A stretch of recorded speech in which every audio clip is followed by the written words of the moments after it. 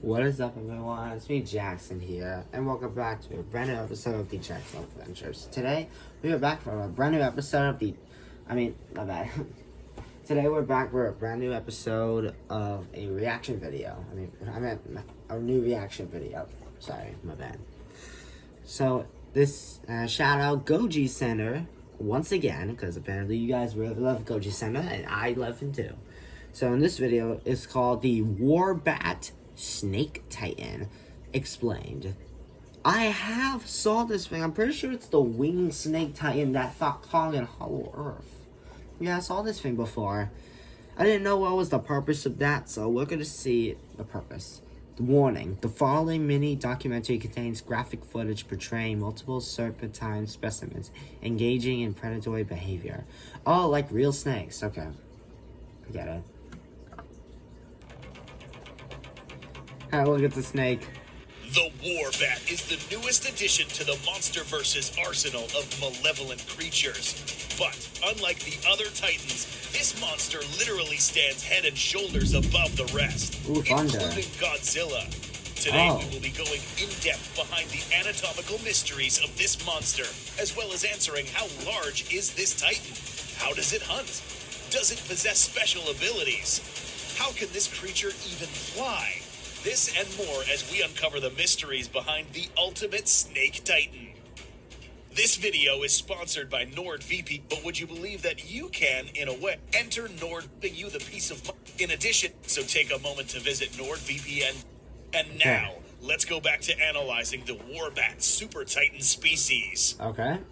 Simply put, the Warbat, or Nozuki, seem to be gigantic snakes that reach the pinnacle of evolution within the Ophidian group of reptiles. These new anatomical features could possibly be credited to the radioactive effects of the Hollow Earth. Let's begin with an estimated size calculation of this titan. Okay. The Warbats are briefly seen in the Godzilla vs. Kong trailer. By estimating the proportions of their elongated body in comparison to Kong, we can estimate that this titan can reach lengths of up to 800 to 900 plus feet, making it possibly the longest known titan in the MonsterVerse. Us here in Goji Center got our hands on one of the Warbat figures that are set to be released in March in the US. We zoomed in on the head and found something interesting. Unlike many other snake species, the Warbat seems to have its fangs on its lower jaw. Why is this important? We know that fangs located on the upper mandible are adjacent to venom ducts located in the upper posterior part of a snake's skull. If the Warbat's fangs are located on the lower jaw, that means that they are probably not linked to venom ducts and instead primarily used for piercing. These lower piercers are similar to the ones found in the payara fish, which are used to impale piranhas and other hard-to-eat prey. This idea is further proved by the Warbat description in the Playmates figure packaging. Powerful enough to tear through armored vehicles with its massive fangs, the Warbats are venom-winged monsters that hunt the hidden depths of the Hollow Earth. So if these weapons are strong enough to pierce through armored vehicles, it is safe to assume that these fangs are possibly an evolutionary response to the types of prey the Warbat would hunt. In other words, Warbats could have preyed on smaller armored creatures. We aren't going to ignore the possibility that Warbats could spit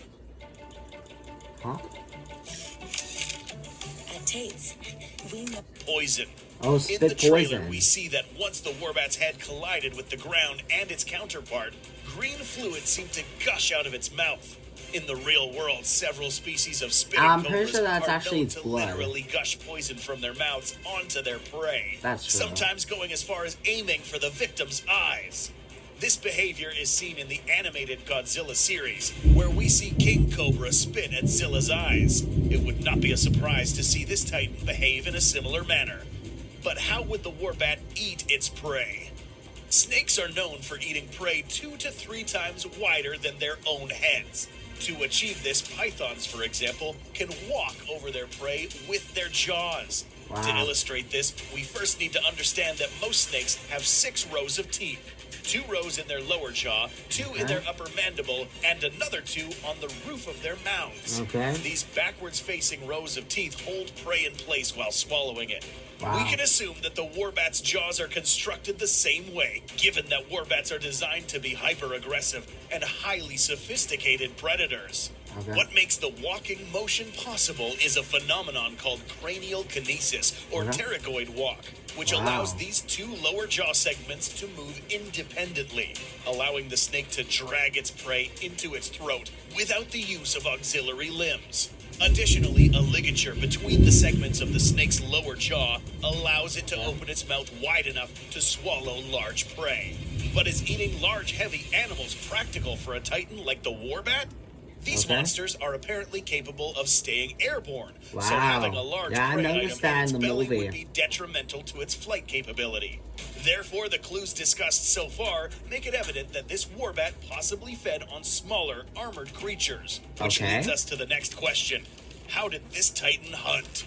There are a few theories about the Warbat's predatory methodology. It is argued that the snake's behavior is influenced by mostly instinctual factors. If true, we can migrate this knowledge into the monsterverse and assume that the Warbat wasn't necessarily as intelligent as other titans, such as Kong, Behemoth, and Godzilla. But by taking into account its physical properties and similarity to modern-day snakes, we can guess that the Warbat was both a pursuit and ambush predator, possibly going as far as chasing while spitting venom at prey. Pursuit predators rely on fast means of locomotion to chase and kill prey. By closely analyzing the Warbat's anatomical structure, it's easy to question this creature's flight capability. In the GVK trailer, we see this particular Warbat flapping its wings to stay airborne. This motion, however, should not be possible given that the Warbat seemed to lack the appropriate chest muscles required to support a constant flapping motion. Really? Birds and bats, for instance, have wide upper torsos that allow them to exert the continuous flapping necessary to remain airborne. This critical anatomical adaptation is absent in the Warbat species. So how can these things stay afloat? By going back to the real world, we can find examples of snakes that are not scared of heights. This snake you see here is the famous paradise flying snake, an animal who leverages its complex skeletal build to remain upright while airborne. This maneuver is called undulation, the act of bending a corporeal entity in a waveform propagated from head to tail. A recent study held by Jaxson and Isaac Yeaton discovered that undulation allows the flying snake not only to remain upright during gliding, but also to cover a larger horizontal distance. This is also aided by the snake's ability to flatten its ribcage horizontally. Undulation and rib flattening is not exclusive for gliding snakes. This can also be found in sea snakes, which flatten their bodies vertically to act as one big paddle to glide through the ocean. In the GVK trailer, we again see this Warbat seem to move in a similar fashion, almost undulating its way through the air to maintain lift. Interestingly, these paradise flying snakes prey on an animal whose anatomical build might ring a bell. Meet the Draco lizard, a small reptile with retractable wings that help them glide through the air. Being equipped with this unique body form means that the Warbats are likely to stay afloat for much longer periods of time. Draco lizards aren't necessarily capable of flapping these wings since they are merely rib extensions, but Warbats can, which could classify these wings as specialized limbs. By definition, a limb is any appendage that is joined to the main corporal entity, such as a wing, arm, flipper, or leg. These many limbs are actually controlled by the Warbat Titan, which leads us to believe that this creature can actually change direction at will while gliding.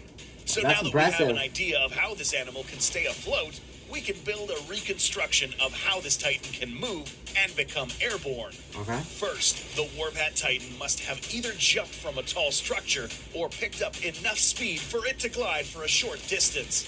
Once airborne, this Titan can stay stable thanks to its auxiliary sails present underneath its main pair of wings. The amount of time this creature can stay afloat depends on the altitude it launched from or its initial pickup speed. But could this creature be limited to air and land? We know that many snake species are able to swim, some going as far as living their entire lives underwater. The fins on the Warbat suggest that this animal could have higher directional capabilities in large bodies of water. This is, however, assuming that these wings are retractable like the Draco lizards or sailfish. If they weren't, the amount of drag created by these wings would prevent it from moving comfortably. In the end, it doesn't matter how much we try to make sense out of these creatures. There is one unstoppable force in cinema that defeats all logic regarding science, physics, and realism. And that is known as the rule of cool. Which, put simply, states that the audience will be willing to hold back on disbelief and criticism as long as what is seen on screen is awesome. Yes, that's a real thing. The rule of cool does not only apply to the Warbat, but also this scene, where Kong and Godzilla fight on a ship. Or here, where Godzilla gets dropped without a single one of his dorsal plates breaking. Do you think that the Warbat is strong enough to defeat any Titan in the Monsterverse? What other rule it couldn't even kill Kong, in this kaiju universe? Let us know what you think in the comments. Godzilla vs. Kong is literally a month away, so make sure you... Okay, guys.